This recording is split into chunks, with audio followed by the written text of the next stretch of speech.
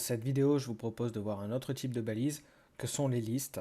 Et donc on va réaliser une liste. Je retourne dans le fichier cv.html et on va rajouter une ligne de séparation comme on l'a fait précédemment en rajoutant un HR, une balise HR. Et directement on va voir ce trait qui apparaît. Ensuite, on va créer une liste et pour ça on va utiliser deux nouvelles balises. La balise UL qui permet de déclarer une liste. Donc je la mets à la ligne ici. Et ensuite, on va devoir rajouter des éléments à cette liste. Et pour faire ça, on va utiliser une autre balise qui est la balise LI. Et on va écrire les éléments qu'on souhaite. Je vais marquer item 1, item 2 et item 3. On va faire 3 items. Et on va regarder ce que ça donne. Vous avez ici une liste qui a été générée avec des points devant. On peut également faire une liste avec des chiffres. Et pour ça, on va utiliser la balise OL. Et de la même manière, on va pouvoir marquer des items avec la balise LI dedans. Donc là, je vais actualiser, vous allez voir les deux types de listes qui existent. Donc vous pouvez choisir d'utiliser ça, par exemple pour réaliser un menu. Et on y reviendra plus tard.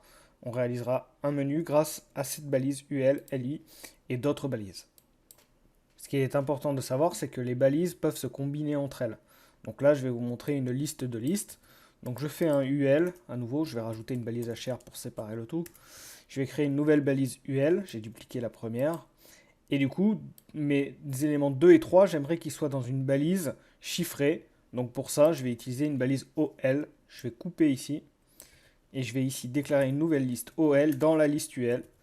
Et je vais remettre mes deux items, 2 et 3. Et à la suite de cette balise chiffrée, je vais rajouter un autre item, un item 4, pour bien vous montrer ce que ça donne. Donc je vais actualiser. On a bien nos deux listes qui sont présentes.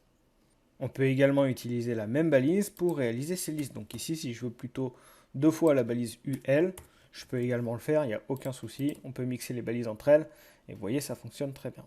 Ce qu'il faut savoir, c'est que les balises peuvent vraiment se combiner entre elles et vous pouvez faire ce que vous voulez. C'est pourquoi il est important de bien structurer votre document et vous remarquerez que pour les listes ici, j'ai rajouté des indentations. Donc les indentations, c'est les espaces que je laisse devant du code. C'est qu'en fait, la balise LI ici est contenue dans la balise UL. Et pour marquer cela et que ça soit très facile à lire, je fais ce décalage. Décalage qui n'est pas obligatoire pour l'ordinateur. Si ici je marque tout sans indentation, ça va fonctionner sans aucun problème. Je vais vous le montrer. Voilà. Sauf qu'à maintenir et à lire, c'est bien plus complexe.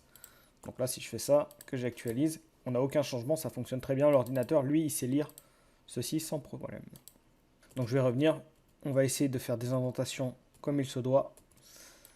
Et donc je vous disais, on peut vraiment combiner toutes les balises comme on le souhaite. Je rajoute un trait. Et ce que je vais faire, je vais créer une balise paragraphe. À l'intérieur, je vais marquer un titre. Donc je vais marquer une liste.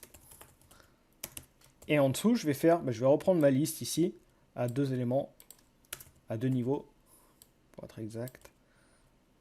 Et alors je refais les indentations. Et vous allez voir, donc ici on a une balise paragraphe qui contient un titre et qui contient une balise de liste, qui elle-même contient des listes et des balises de liste. Donc je lance et vous pouvez voir qu'on a créé un formalisme ici avec un titre, etc.